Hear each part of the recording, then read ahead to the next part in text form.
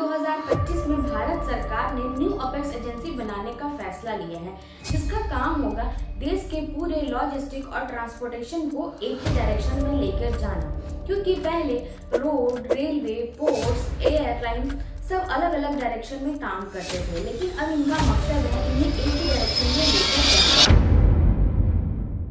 नमस्कार दोस्तों, आज हम बात करने वाले हैं एक ऐसे डिसीजन के बारे में जो शायद न्यूज़ में तो ज़्यादा हाईलाइट नहीं हुआ है, लेकिन 2026 में पूरे ट्रांसपोर्ट और लॉजिस्टिक की सोच बदल कर रखने वाला है। अक्टूबर 2025 में भारत सरकार ने न्यू अपेक्स एजेंसी बनाने का फैसला लिया है, जिसका काम होगा देश के पूरे लॉजिस्टिक और ट्रांसपोर्टेशन को एक ही डायरेक्शन में लेकर जाना। क्योंकि पहले रोड, रेलवे, पोर्ट्स, एयरलाइन सब अलग अलग डायरेक्शन में काम करते थे, लेकिन अब इनका मकसद है इन्हें एक ही डायरेक्शन में लेकर जाना। दोस्तों, सच तो यह है कि 2025 में इंडियन ट्रांसपोर्टेशन काफी फ्रेगमेंटेड थी।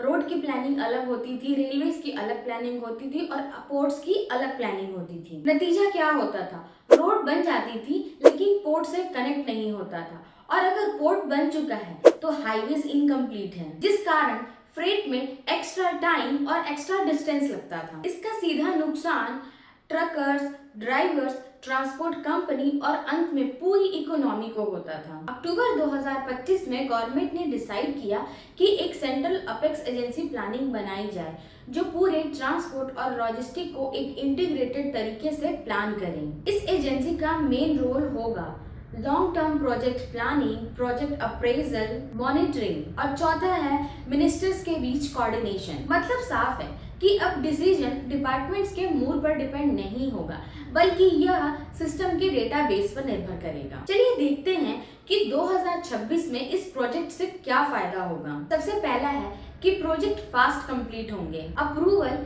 एक ही फ्रेम में होगा, रिपीटेड क्लियरेंस कम होंगे, जिसकी वजह से प्लानिंग और एग्जीक्यूशन एक ही फ्रेम में अलाइन हो जाएंगे। सबसे पहला है कि सारे प्रोजेक्ट फास्ट कंप्लीट होंगे, अप्रूवल एक ही फ्रेमवर्क में होगा, रिपीट क्लियरेंस कम होंगे, साथ ही प्लानिंग और एग्जीक्यूशन बेटर अलाइन होगी। दूसरा है लॉजिस्टिक कॉस्ट कम होगी। अभी इंडिया की लॉजिस्टिक कॉस्ट 13 से 14% के बीच है।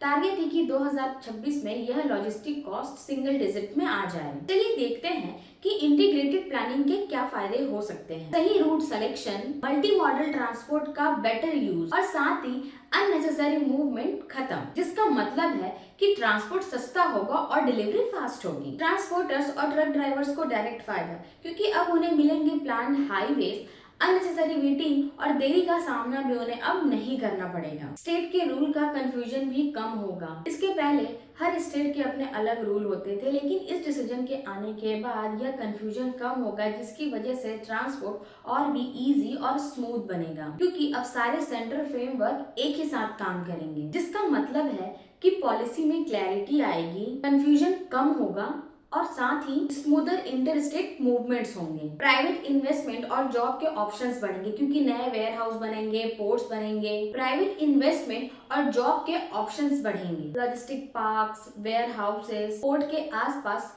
इंडस्ट्रीज और आसपास ट्रकिंग सर्विस सेंटर्स भी बनेंगे, जिसकी वजह से रोजगार बढ़ेगा। दोस्तों, यह सिर्फ एक नई एजेंसी नहीं है, बल्कि हमारी सोच का बदलाव भी है। यह डिसीजन 2025 में लिया जा चुका है, लेकिन अब इसका एग्जीक्यूशन शुरू किया जाएगा 2026 में। और आने वाले समय में भारत की ट्रांसपोर्टेशन एक पैच वर्क प्लानिंग से चलने वाला ट्रांसपोर्ट सिस्टम बन जाएगा, जिसके बाद हमारे देश की इकोनॉमी ग्रो करेगी। क्योंकि आप जानते ही हैं कि इंडियन ट्रांसपोर्टेशन का बैकबोन ट्रकिंग ही है। जैसा कि अगर सही तरीके से यह प्लान एग्जीक्यूट हो गया तो क्या होगा?